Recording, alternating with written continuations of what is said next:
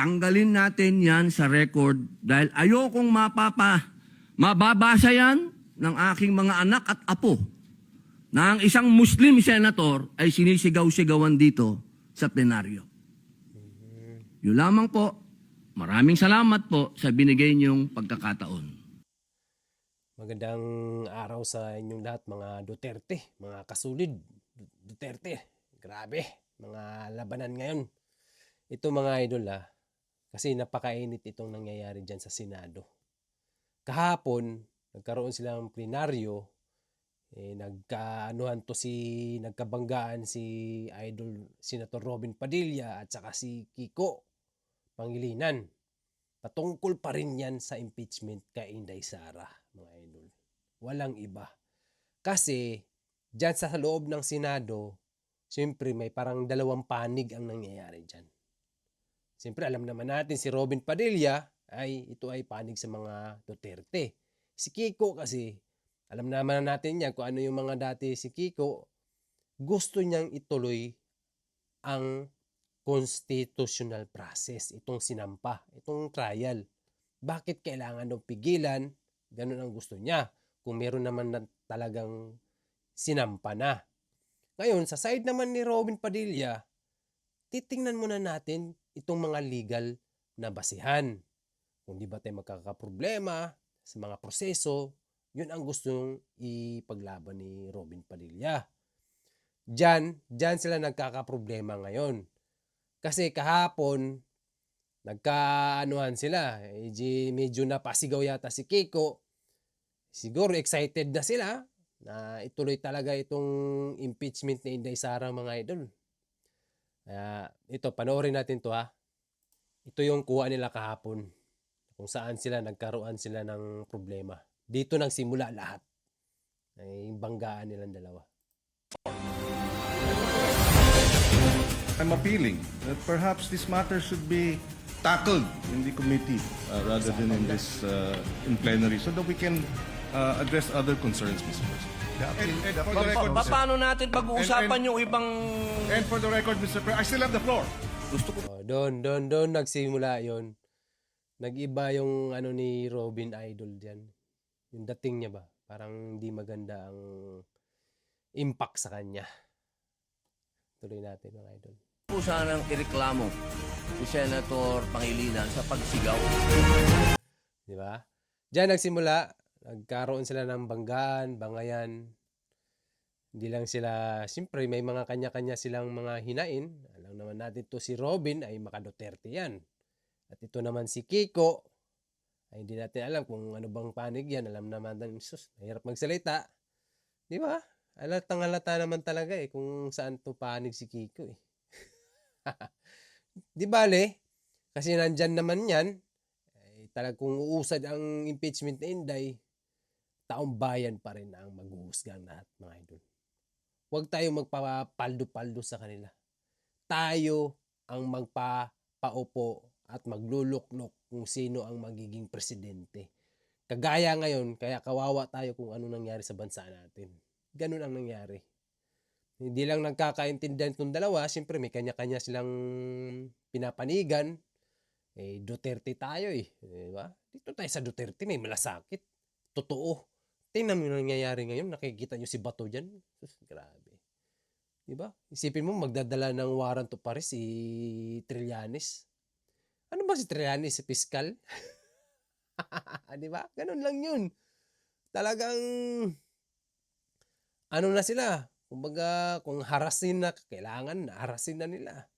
Kumbaga, iniisa-isa na talaga nila ang mga Duterte. Kawawa tayo dito. Tuloy natin ito, mga idol.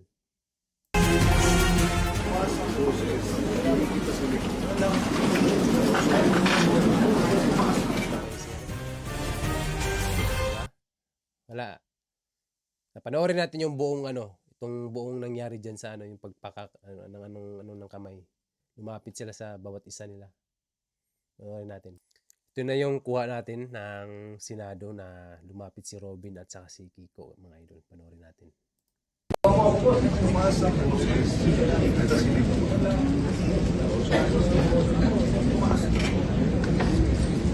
Tiningnan lang ni Robin Padilla. Ano yung kamay mo? Nakipagbati ka ba?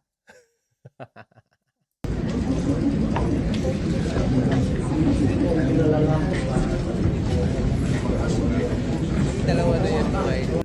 Siyempre, malapit pa rin yan dalawa na yan. Kasi si Shawi, artista yun at si Robin parang malapit lang yung ano nila, pamilya dyan.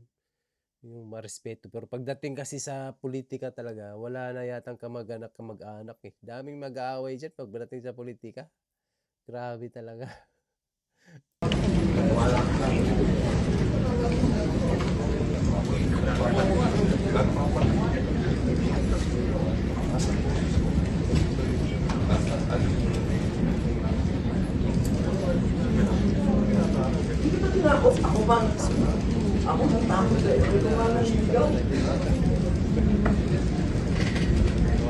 Niligaw ako na nako.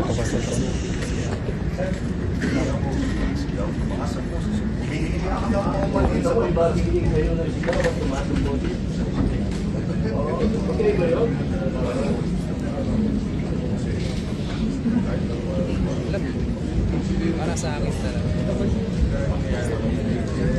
Para sa akin, isipin muna nila bago sila gumawa ng hakbang.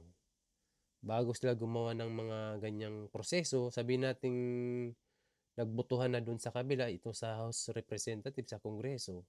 Pagdating dyan yung sinampa, pag-aralan ba? Tama yung sinabi ni Robin, pag-aralan. Hindi naman pwedeng, wala namang sinabing pigilan natin, wag ituloy. Pag-aralan muna. Yun ang gusto niya, legal na basihan. Yun ang gusto ni Robin Padilla.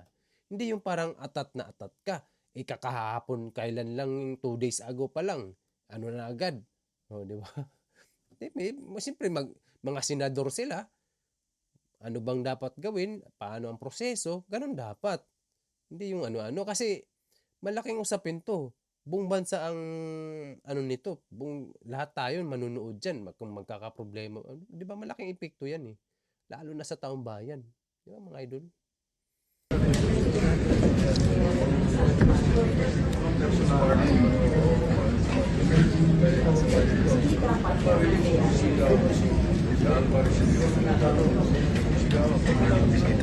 I-video na lang.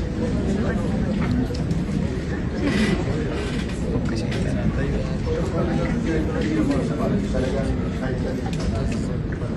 Mga nagsasabi.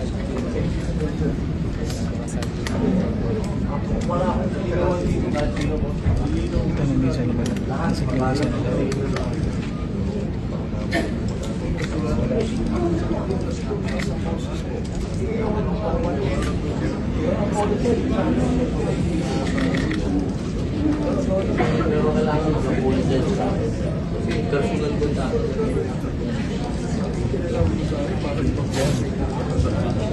Sigaw mo siya. Kasi ganyan lang. Marami. Tanongin mo yan.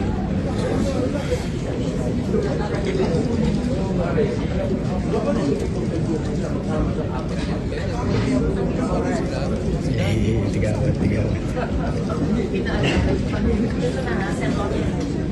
White type meron yan. Kasi yan, sa printer mo na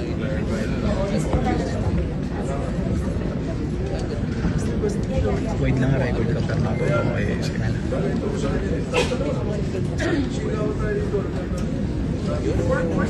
Hindi na meron ng white kasi walang sinabi si Robin Padilla, mga idol. Hindi lang nagustuhan ni Idol itong pagtaas ng boses ni Kiko. Si Robin, alam mo naman, masyadong ma-gentleman yan. Siguro naapektuhan din siya sa mga nangyari. Alam naman, maka Duterte yan. Si Kiko naman, alam naman natin dating dilawan niya. Ay, ganito lang yun. Siyempre, panahon-panahon lang yun. Sa tayo, pagdating ng 2028, tayo naman ang magluluklok sa kanila. Tandaan nyo, mga idol, itong 255, doon tayo babawi sa kanila.